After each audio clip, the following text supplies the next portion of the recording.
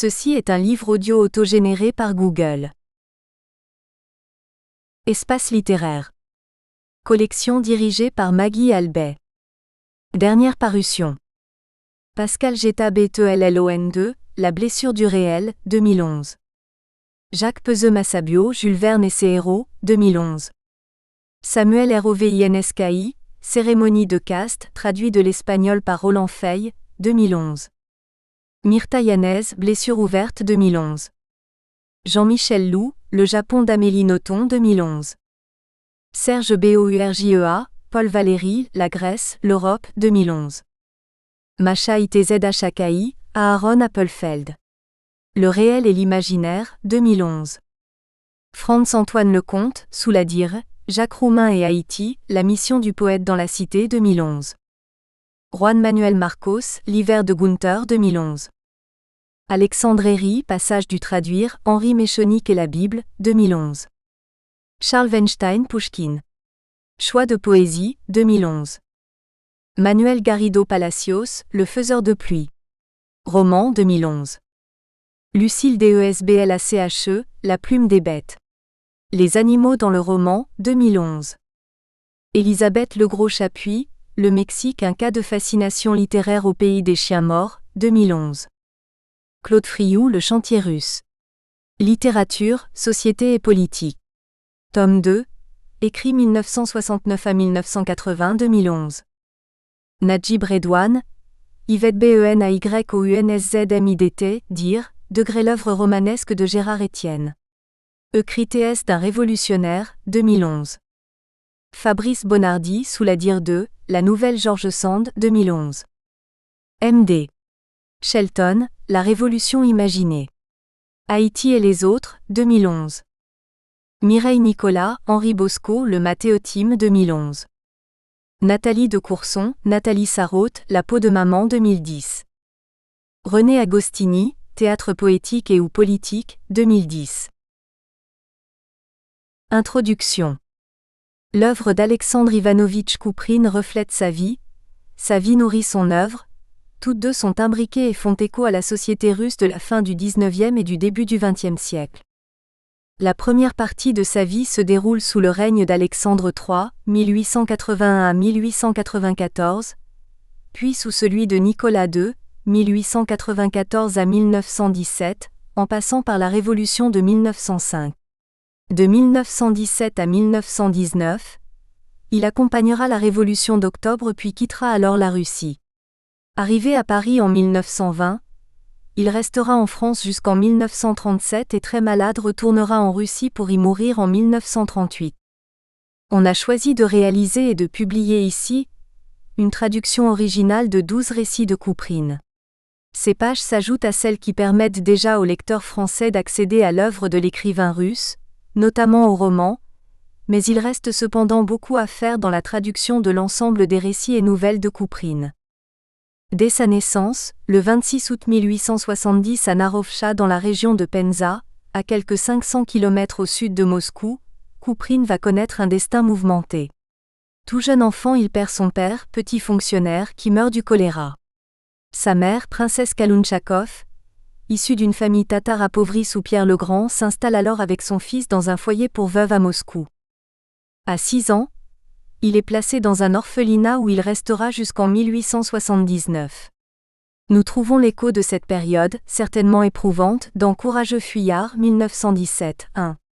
Kouprine nous y fait vivre les rêves d'un enfant, placé dans un orphelinat d'État, pour qui la vie est difficile, non seulement parce qu'il est séparé de sa mère, mais aussi à cause des obligations, des sanctions corporelles, du favoritisme et donc de l'injustice qui y règne. Il a le courage de fuir. En 1880, Kouprine entre en internat au corps des cadets à Moscou et en 1888, à l'école des élèves officiers. En 1889, son premier récit Dernier début, lui vaut d'être mis aux arrêts parce qu'il n'a pas demandé à ses supérieurs la permission de publier. L'histoire ne concernait pourtant pas l'armée, mais la fin d'une jeune actrice de théâtre. En 1890, il est nommé sous-lieutenant au régiment du Dniepr dans une bourgade de Petite-Russie.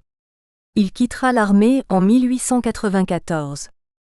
Ce sera des années plus tard que l'écrivain témoignera de sa vie militaire, soit au cours d'un récit issu de la rue 1904, soit dans un récit comme En manœuvre 1901, ou dans le roman de 1904, Le Duel, traduit en français par H. Mongo en 1920, qui eut un grand succès.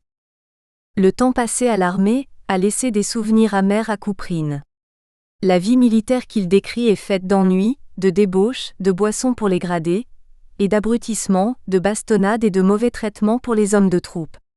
Il faut noter que si un oukase du tsar Alexandre II avait supprimé, en avril 1863, les baguettes et le fouet, les verges étaient conservées pour les soldats et pour les paysans. Ayant quitté l'armée, Couperine va à Kiev travailler comme journaliste et reporter.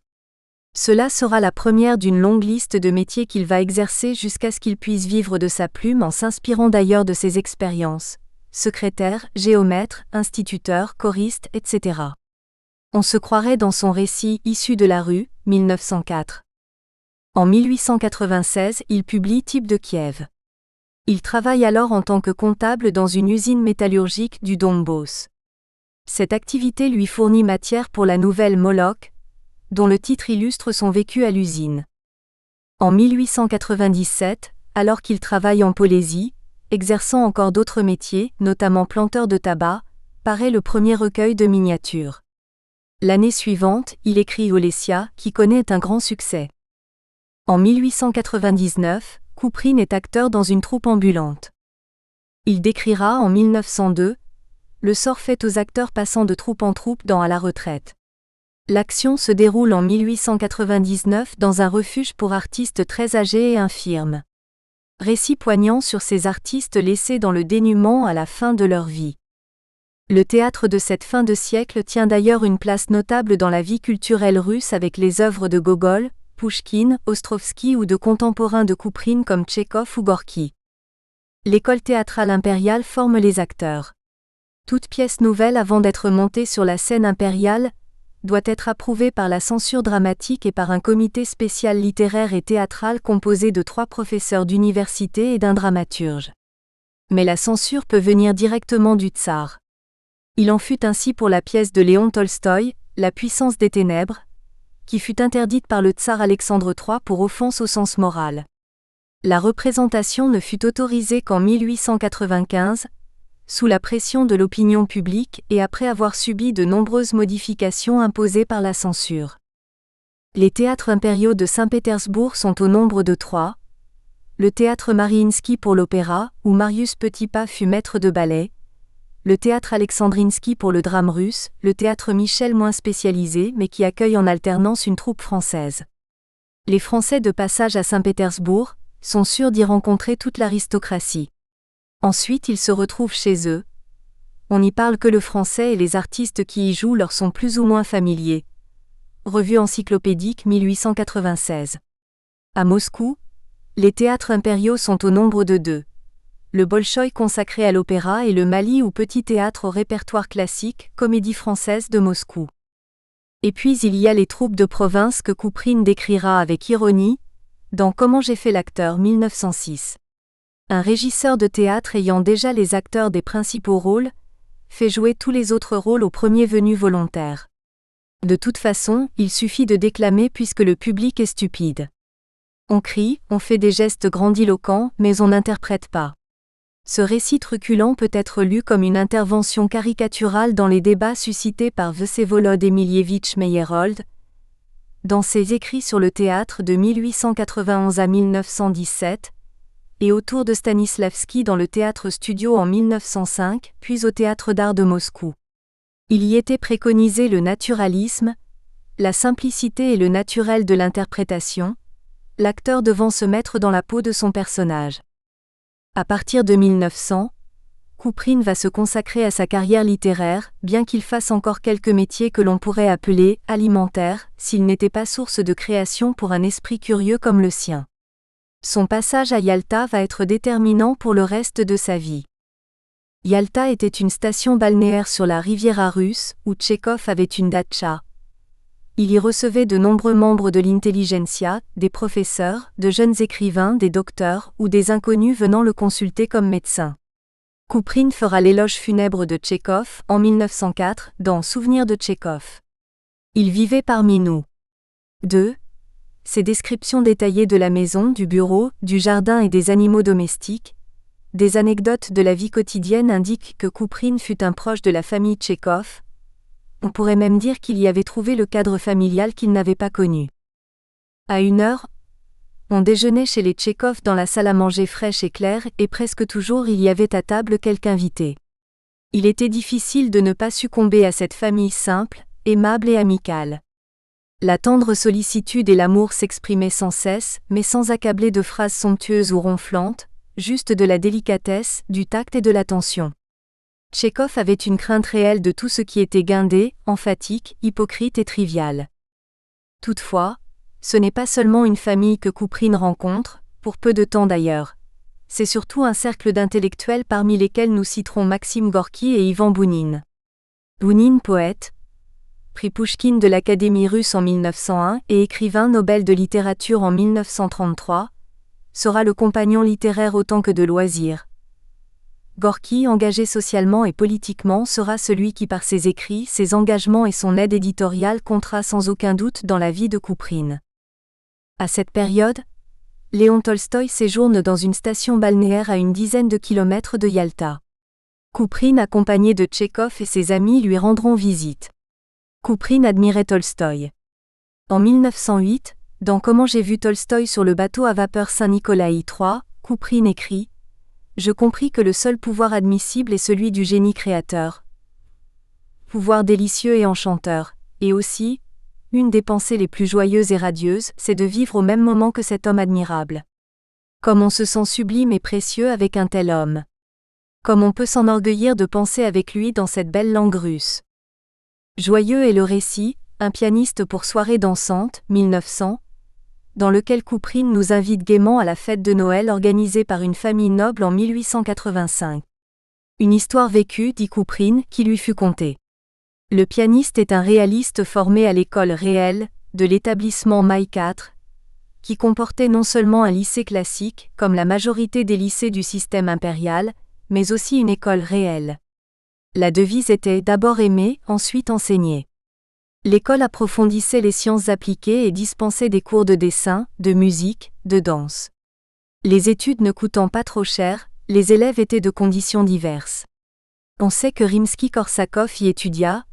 L'école vit le jour en 1856. Mais on ne sait pas vraiment qui est le pianiste dont parle Kouprine. Il s'agit peut-être de Scriabine, mais pour en être sûr il faudrait faire quelques recherches et considérer que Kouprine nous donne les bons éléments. L'année suivante, notre auteur s'installe à Saint-Pétersbourg et se consacre entièrement à son métier d'écrivain, tout en étant secrétaire de rédaction de la Revue pour tous du populiste Miro Lyubov.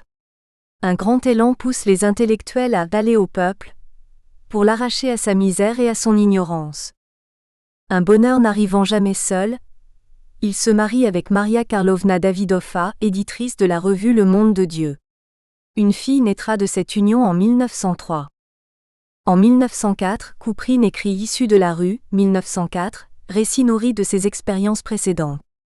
C'est aussi cette année-là qu'il écrit Une vie paisible, 1904, récit dans lequel il décrit jusqu'à l'absurde, pour ne pas dire l'abjection, les pratiques d'un ancien enseignant qui, bien qu'à la retraite, continue de dénoncer au curateur les enseignants et les étudiants dont la tenue ou les idées avant-gardistes lui paraissent porter atteinte aux bonnes mœurs. Dieu sait combien le tsar apprécie ces relais de son autoritarisme. Le tsar Nicolas II s'oppose en effet à des réformes de peur de voir ses pouvoirs limités. Le 9 janvier 1905, appelé le Dimanche sanglant, le massacre de travailleurs conduit par le père Gapon pour présenter au tsar une humble et loyale adresse pour l'amélioration des conditions de vie ouvrière est le premier pas de ce qu'on appellera la Révolution de 1905. Diverses couches de la société vont se révolter, s'organiser, manifester tout au long de cette année pour demander entre autres plus de liberté et une assemblée constituante. À ces demandes, le tsar répond par la répression, mais les soldats de l'infanterie, en majorité des paysans, refusent de réprimer les soulèvements agraires. Les mutineries se propagent. Le 14 juin, les troubles gagnent la mer Noire. À Odessa, c'est la répression après la mutinerie du Potemkin que le film de SM. Eisenstein, le cuirassé Potemkin, a popularisé en 1925. Le 20 septembre 1905, début de la grève générale des ouvriers moscovites et des étudiants, puis début octobre, grève des typographes de Pétersbourg. Le 10 octobre, le réseau ferré est arrêté, les villes paralysées, les télégraphes interrompus. Couperine évoquera cette grève dans Le Télégraphiste, 1911. Le 17 octobre, le tsar accepte le manifeste sur les libertés civiles et l'ordre constitutionnel. La grève générale cesse. C'est l'euphorie. Les réunions se multiplient. Mais le tsar ne tarde pas à reprendre ses habitudes. Le 15 novembre, les marins du croiseur Otchakov se mutinent à Sébastopol. Couperine, qui séjourne dans cette ville, est témoin d'une terrible répression et de l'incendie du croiseur qui font de nombreux morts. Dans un récit, Les événements de Sébastopol 5, il s'indigne du fait que l'amiral Tchoukine ait pu ordonner non seulement de couler le croiseur, mais aussi qu'il est interdit de venir en aide à ceux qui appelaient à l'aide sur le bâtiment en feu ou à la mer. Il parle de bûchers de viande humaine, de la cruauté absurde de l'amiral Tchoukine, d'une tragédie sans précédent. Il s'en prend au corps des officiers russes d'où émanent les persécutions de sociodémocrates ou d'appels au pogrom. Au passage, il remercie Gorky dont les écrits l'aident à comprendre les événements. Gorky avait conduit une délégation d'intellectuels avant le dimanche sanglant pour une éventuelle négociation. Il fut arrêté pour avoir protégé le père Gapone, mais libéré sous la pression internationale exercée entre autres par des Français, tels Auguste Rodin, Anatole France et Marie Curie. Gorky reprochera à Tolstoï de ne pas s'engager davantage, car il pense que l'intelligentsia littéraire doit servir le peuple.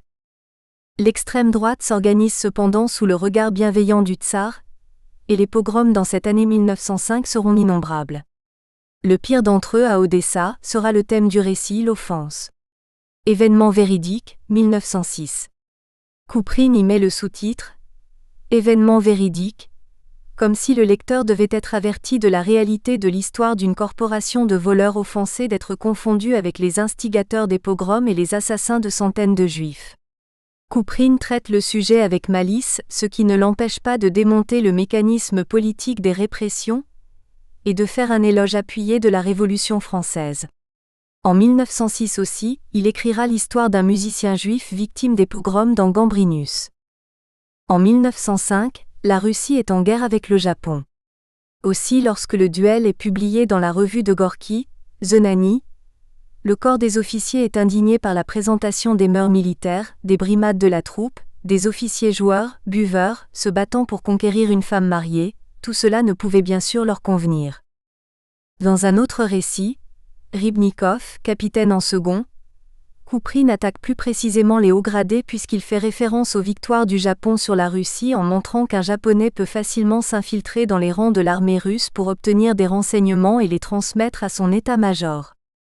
En 1908, ayant divorcé, Couperine épouse E.M. Heinrich, nièce de l'écrivain Dmitri Mamin-Sibiriak. Il mène avec Bounine une joyeuse vie, fréquente les restaurants, boit, ce qui ne l'empêche pas d'écrire des articles sur Knut Hamsun et R. Kipling ou d'écrire des récits comme La Soulamite, ou bien Le Mal de mer.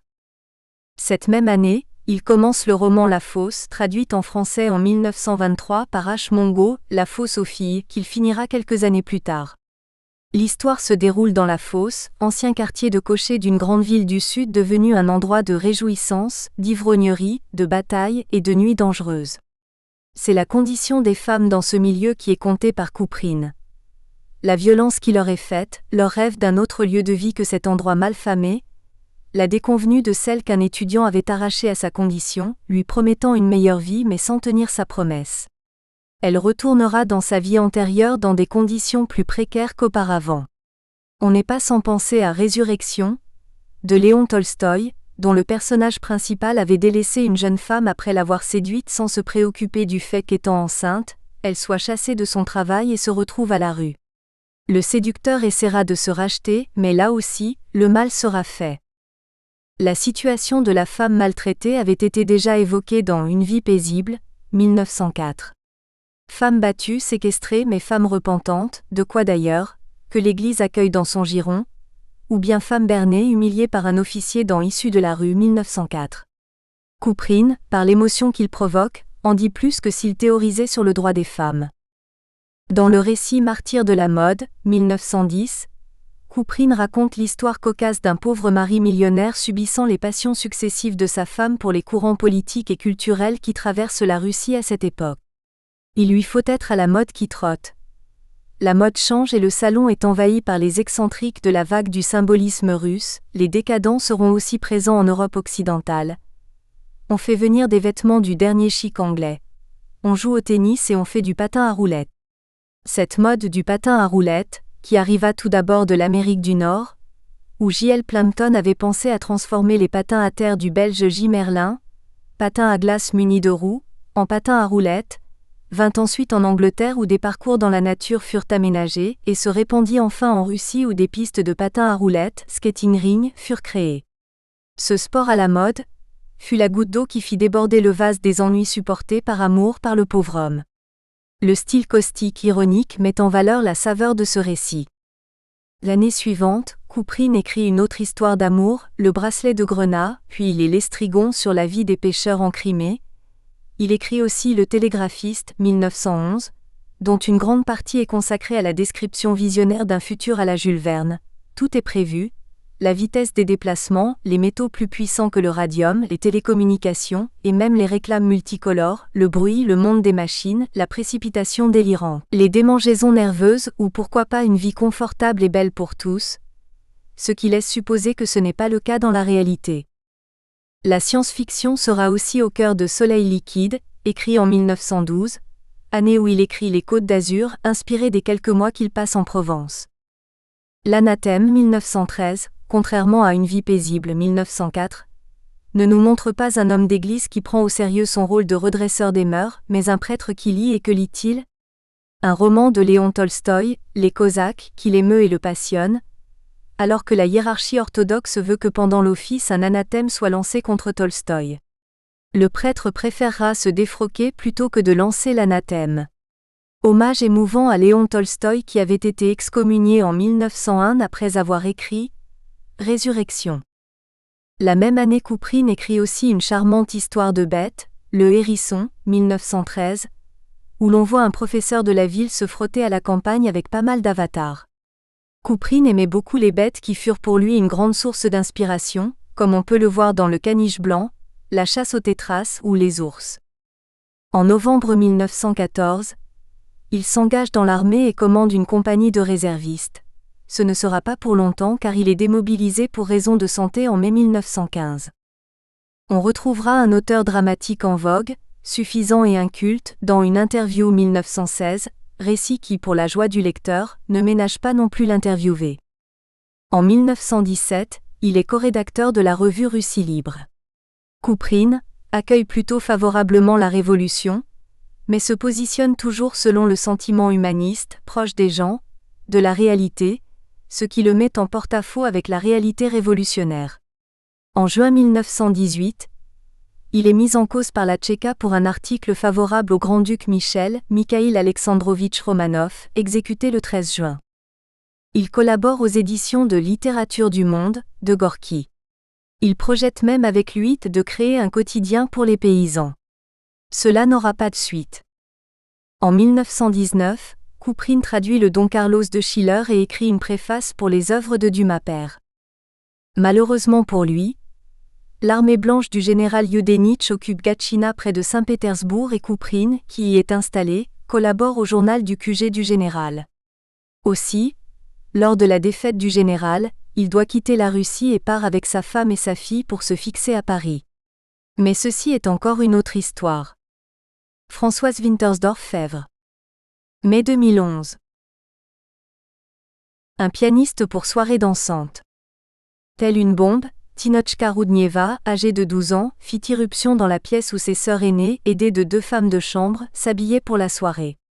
Agitée hors d'haleine, les boucles dispersées sur le front, toute rose de sa course rapide, elle était à ce moment pareille à un joli galopin.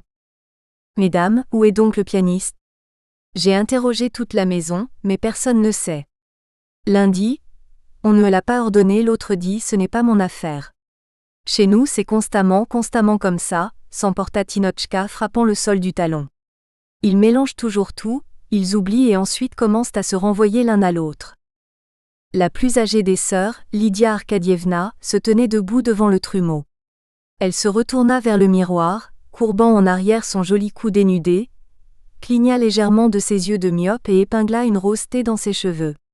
Elle ne supportait aucun bruit et s'adressait à la marmaille, avec un mépris froid et poli. Ayant regardé le reflet de Tina dans le miroir, elle remarqua avec mécontentement.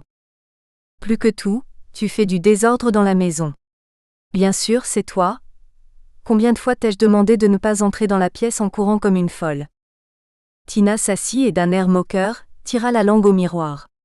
Ensuite elle se tourna vers l'autre sœur, Tatiana Arkadievna, près de laquelle, sur le plancher, la modiste 6 s'affairait à coudre en longues aiguillées le bas de la jupe bleue, et elle jacassa. « Bien. On comprend que tu n'aies entendu que les instructions de nos inamovibles tsarevni 7. Tanechka, ma chère, comme si tu avais tout organisé. Personne ne m'obéit, et quand je parle, on se moque seulement de moi. Tanechka, viens s'il te plaît, il va être bientôt 6 heures et dans 1 heure nous allumerons le sapin. » C'était la première année que Tina avait la permission d'installer le sapin. Pas plus tard qu'à son dernier anniversaire, on l'avait enfermée avec sa plus jeune sœur Katia et des jeunes de son âge et on leur avait fait croire que dans la salle il n'y avait aucun sapin et que c'était simplement des frotteurs de parquet qui étaient venus. On comprend aujourd'hui que Tina ait été émue comme jamais lorsqu'elle reçut le privilège spécial qui, d'une certaine façon, la rendait l'égale de ses sœurs aînées.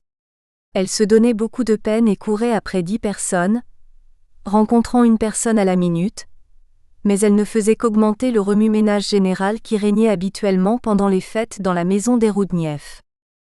La famille Roudniev appartenait à une de ces familles moscovites désordonnées, hospitalière et bruyante habitant depuis des temps immémoriaux aux environs de Prestra, Novinsky et Koniushkov, et dont la réputation d'hospitalité s'était établie à Moscou on ne sait quand. La maison des Roudniev était une grande et vieille maison construite avant Catherine, avec 2 lions aux portes d'entrée, une large cour arrière et des colonnes blanches et massives à l'entrée principale. Tout au long de l'année, du matin jusque tard dans la nuit, le monde y grouillait. Y venaient sans aucune cérémonie, en surprise, quelques voisins, quelques familles éloignées que personne n'avait jamais vues et dont l'existence était inconnue. Ils étaient reçus pendant des mois. Chez Arkania et Mitya venaient par dizaines des camarades ayant changé de tenue au cours des années, au début en tenue de collégiens et de cadets 8, puis de Junkers 9 et d'étudiants et enfin en tenue d'officier imberbe ou de second avocat, gandin, exagérément sérieux. Des amis de tous âges rendaient visite régulièrement aux petites filles, en commençant par les Katines, amies du même âge, apportant leurs poupées et pour finir, les amis de Lydia qui parlaient de Marx et du système agraire et qui ensemble faisaient tout pour arriver à entrer au cours supérieur féminin. Pendant les vacances, toute cette jeunesse gaie et moqueuse se réunissait dans l'immense maison des Roudniev et y apportait une ambiance d'amour naïf, poétique et espiègle. Ces jours étaient des jours de complète anarchie, qui désespéraient la domesticité. Toutes les notions conventionnelles concernant les horaires, les limites, le comme dans le monde, le thé, le petit déjeuner, le dîner se mélangeaient en un bruyant remue-ménage désordonné. Lorsque les uns finissaient de déjeuner, d'autres commençaient seulement à boire le thé matinal, et les troisièmes disparaissaient toute la journée à la patinoire du jardin zoologique en emportant des piles de tartines. On ne desservait jamais la table, et le buffet restait ouvert du matin au soir. Malgré cela, il arrivait que des jeunes gens ayant faim au mauvais moment, après le patinage ou des visites de baraques de foire, se rendissent à la cuisine de la députation pour demander à Akinfitch quelque chose de délicieux. Habituellement, le vieil Akinfitch, ivrogne, mais grand connaisseur de sa tâche, commençait par refuser et ronchonnait longtemps contre la députation. Alors ils entamaient une subtile flatterie. Ils disaient qu'à présent les bons cuisiniers avaient disparu de Moscou, qu'il n'y avait que les vieillards qui conservaient le respect inviolable de la sainteté de l'art culinaire, etc. Cela finissait par piquer au vif Akinfitch qui, ne se tenant pas pour battu et essayant sur son pouce le tranchant d'un couteau, disait avec une rudesse affectée : « C'est bon, ça va, la rengaine. Combien êtes-vous, les gamins ?» Irina Alexeyevna Roudnieva, la maîtresse de maison, ne sortait presque jamais de ses appartements, sauf pour des occasions officielles particulièrement solennelles. Née princesse Oznobichina, dernier rejeton connu d'une riche famille, elle avait décidé une fois pour toutes que la société de son mari et de ses enfants était trop mesquine et brutale, et de ce fait elle l'ignorait avec indifférence. Elle se distrayait en rendant visite à des évêques et en apportant son soutien à des personnes de sa connaissance qui, comme elle, étaient les descendantes pétrifiées d'une race très ancienne. Au demeurant, Irina Alexeyevna n'était pas lasse de son mari, même si maintenant elle était secrètement mais douloureusement jalouse. Le motif en était qu'elle savait qu'Arkadi Nikolaïevitch était connu de tout Moscou comme gourmet, joueur, généreux protecteur de l'art du ballet et qu'à présent encore, malgré ses 50 ans bien sonnés, il n'avait pas perdu sa réputation méritée de bourreau des cœurs, amateur et conquérant des dames.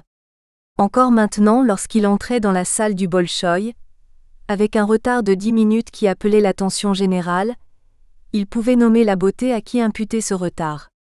Il était élégant et sûr de lui, la tête légèrement grisonnante fièrement posée sur son torse racé et de belle prestance. Arkadi Nikolaïevitch se montrait rarement à la maison, parce qu'il déjeunait toujours au club anglais. Il y allait aussi le soir pour jouer aux cartes, quand il n'y avait pas de ballet intéressant au théâtre. En qualité de chef de la maison, il s'occupait exclusivement d'hypothéquer ou de renouveler l'hypothèque de tel ou tel bien immobilier, et avec l'insouciance du grand seigneur gâté par le sort, il n'anticipait pas l'avenir. Accoutumé du matin au soir à fréquenter la haute société, il aimait que sa maison soit bruyante et animée. De temps en temps, par surprise, il aimait créer pour ces jeunes gens un divertissement inattendu auquel il participait lui-même. Cela arrivait en général le lendemain du jour où au club, il avait gagné gros au jeu. « Jeune républicain », disait-il entrant dans le salon et rayonnant de sa bonne mine et de son sourire charmant, « vous allez tous vous endormir avec vos discussions sérieuses. Qui veut venir avec moi hors la ville ? La route est belle, du soleil, de la neige et de la gelée. À ceux qui souffrent de mal de dents et de mal du siècle, je demande de demeurer à la maison sous la surveillance de notre honorable Olympiada Savitchna. » Ils envoyaient chercher une troïka pour Etchkin, galopaient à brides abattues hors la porte de Tver, déjeunaient au Mavritani ou au Strélinier, et revenaient à la maison tard le soir au grand mécontentement d'Irina Alexeyevna qui regardait avec dégoût cette équipée de mauvais goût. Mais les jeunes gens n'avaient précisément nulle part où se réjouir aussi bruyamment que dans cette équipée sous le commandement d'Arkadi Nikolaïevitch. Arkadi Nikolaïevitch prenait chaque année une part constante au sapin. Cette fête enfantine pour une raison quelconque représentait pour lui un plaisir naïf. Personne parmi les siens ne savait mieux que lui trouver un cadeau au goût de chacun, et c'est pourquoi, dans les circonstances difficiles, les aînés recouraient à son ingéniosité. « Papa, que va-t-on offrir à Kolya Radomski ?» demandaient ses filles à Arkadi Nikolaïevitch. « C'est un lycéen de terminale, on ne peut pas lui offrir un jouet. »« Pourquoi faire un jouet ?» objectait Arkadi Nikolaïevitch. « Il y a mieux, achetez-lui un joli porte-cigarette. L'adolescent sera comblé par un cadeau si sérieux. Maintenant il y en a de très bien chez Loukoutine 10. Oui. À propos, vous laissiez entendre que ce Kolya ne se gênait pas pour fumer devant moi.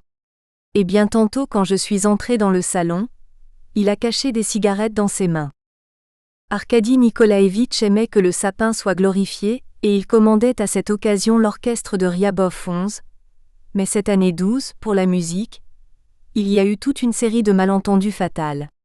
On ne sait pourquoi, mais on avait envoyé quelqu'un chez Ryabov très tard. Son orchestre, divisé en 3 parties pour les fêtes, était déjà retenu. Le maestro, en tant que connaissance de longue date de la maison Roudniev, promit cependant d'arranger l'affaire tout en espérant que dans une autre maison on change le jour du sapin, mais pour une raison inconnue, la réponse se fit attendre et quand les Roudniev se mirent à chercher ailleurs, il n'y avait plus aucun orchestre libre dans tout Moscou. Arkadi Nikolaïevitch se mit en colère et ordonna de trouver un bon pianiste pour la danse, mais il ne se rappelait plus lui-même à qui il avait donné cet ordre. Ce quelqu'un, apparemment, avait rejeté le message en question sur un autre et l'autre sur un troisième, en ayant déterré le sens par habitude, et le troisième dans une totale confusion avait complètement oublié. Entre-temps, la fougueuse Tina avait réussi à alerter toute la maison. L'honorable économe, corpulente et débonnaire, Olympiada Savitchna, dit que son maître avait effectivement ordonné de chercher un pianiste s'il n'y avait pas d'orchestre, et qu'elle en avait alors parlé à Luka, le valet de chambre. Luka de son côté se justifiait en disant que son travail se passait auprès d'Arkadi Nikolaevitch, et qu'il ne consistait pas à courir la ville pour un pianiste de danse. À ce tapage, la femme de chambre, Duniatcha, sortit en courant de la chambre du maître. Vive et habile comme un singe, coquette et bavarde, elle considérait comme son devoir de se mêler infailliblement de chaque incident désagréable. À chaque occasion, bien que personne ne lui ait demandé quoi que ce soit à propos du pianiste de danse, elle avait chaudement assuré que Dieu la foudroie sur place si elle en avait entendu parler, même du bout de l'oreille. On ne saurait pas à qui était dû ce méli-mélo, sans l'aide de Tatiana Arkadievna, bonne et gaie blondinette dont chaque domestique adorait le caractère égal et l'étonnante habileté à arranger les querelles intestines.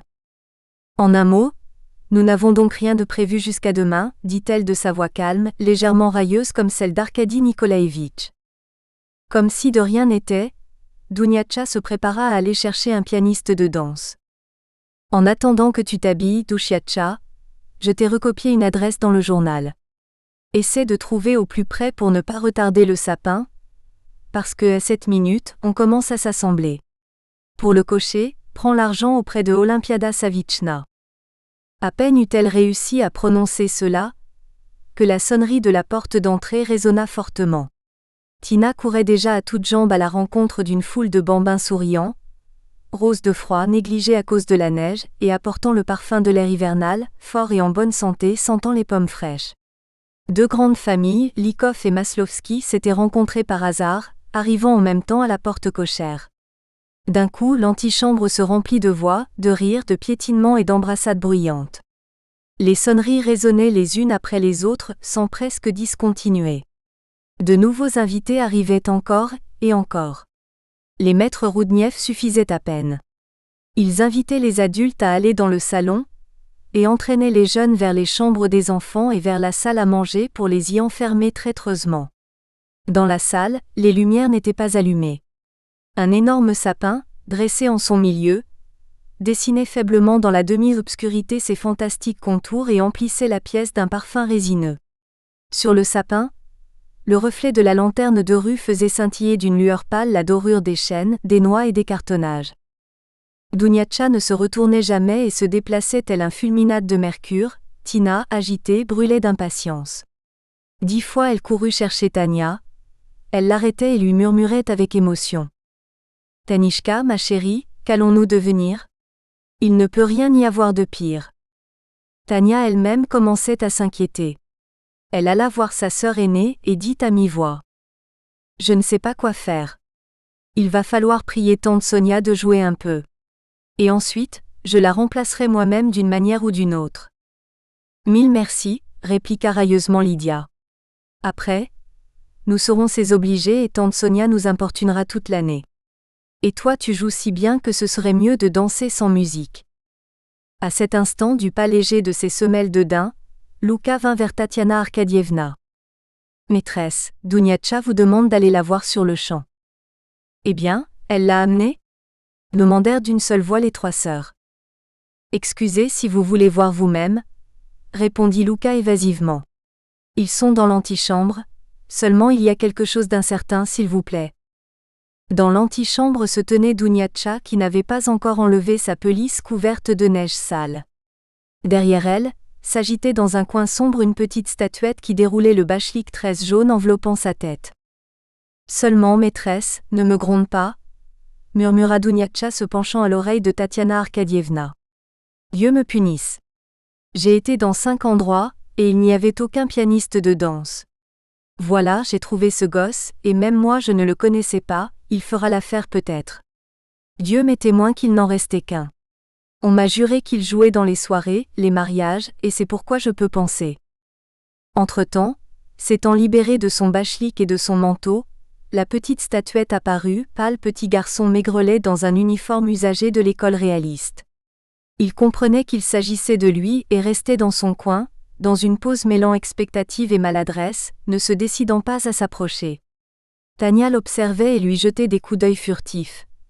Elle diagnostiqua pour elle-même que ce garçon était timide, pauvre et avait de l'amour-propre. Son visage, aux traits fins, n'était pas beau, mais expressif. Des tourbillons de cheveux bruns ondulés nichés de chaque côté de son front haut lui donnaient un aspect un peu naïf, mais les grands yeux gris, beaucoup trop grands pour un visage d'enfant maigrelet, regardaient avec une intelligence, un aplomb et un sérieux qui n'étaient pas celui d'un enfant. À la première impression, on pouvait lui donner 11, 12 ans. Pas moins embarrassée, Tatiana fit quelques pas vers lui et demanda hésitante. « Vous dites qu'il vous est déjà arrivé de jouer dans des soirées ? » « Oui, j'ai joué, » répondit-il d'une voix que le froid et la timidité rendaient sifflant. « Il vous semble peut-être que je suis tellement petit, que… » « Ah. Non, ce n'est pas ça du tout, vous pouvez avoir 13 ans ? » « 14 ans. » C'est sans importance bien sûr. Mais j'ai peur que sans habitude, cela vous soit difficile. Le garçon toussa. « Oh non ? Ne vous en faites pas. Je suis habitué. Il m'est arrivé de jouer toute une soirée sans presque m'arrêter. » Tania regardait d'un œil interrogatif sa sœur aînée. Lydia Arkadievna, qui se distinguait par une étrange attitude d'insensibilité envers tout opprimé dépendant et humilié, demanda avec son habituel mépris. « Vous savez, jeune homme, jouer un quadrille ?» Le jeune garçon oscilla sur ses pieds, ce qui, sans doute, signifiait un salut. « Je sais. » « Et la valse ? » ?»« Oui. » « Peut-être la polka aussi ? » Le garçon soudain piqua un phare, mais il répondit d'un ton retenu. « Oui, la polka aussi. » « Mais le lancier ? » Le harcela Lydia. « Laissez donc Lydie, vous êtes impossible, » remarqua sévèrement Tatiana Arkadievna. Les grands yeux du garçon brillèrent soudain de colère et de raillerie. Sa gaucherie disparut instantanément. « Si cela vous convient, mademoiselle. » Il pivota vivement vers Lydia. « En plus de la polka et des quadrilles, je joue aussi toutes les sonates de Beethoven, les valses de Chopin et les rhapsodies de Liszt. » « Je vois ça. » lâcha telle une actrice en scène Lydia contrariée par cette réponse assurée. Le garçon tourna les yeux vers Tania qu'il imaginait instinctivement être sa protectrice, et à ce moment ses immenses yeux avaient une expression suppliante. « S'il vous plaît, je vous en prie, faites-moi jouer quelque chose. » La sensible Tania comprit combien Lydia avait cruellement blessé l'amour-propre du garçon, et elle le plaignit. Mais Tina bondit sur les lieux et frappa des mains de joie que cette sale orgueilleuse de Lydia ait reçu un camouflet. « Bien sûr Tanishka, bien sûr, laisse-le, » supplia-t-elle sa sœur. Et soudain, avec son impétuosité habituelle, prenant le jeune pianiste par la main, elle le traîna dans la salle en répétant « Ce n'est rien, ce n'est rien. Vous jouerez et elle en sera pour ses frais, ce n'est rien, rien. » L'apparition inattendue de Tina, entraînant à sa remorque le réaliste qui souriait timidement, produisit un total embarras. Les adultes, les uns après les autres, passaient dans la salle où Tina, ayant fait asseoir le garçon sur un tabouret amovible, réussissait déjà à allumer les chandelles sur le superbe piano Krederovski. Le réaliste prit au hasard une partition dans le tas de partitions reliées en peau de chagrin, et l'ouvrit. Ensuite, se retournant vers les portes devant lesquelles...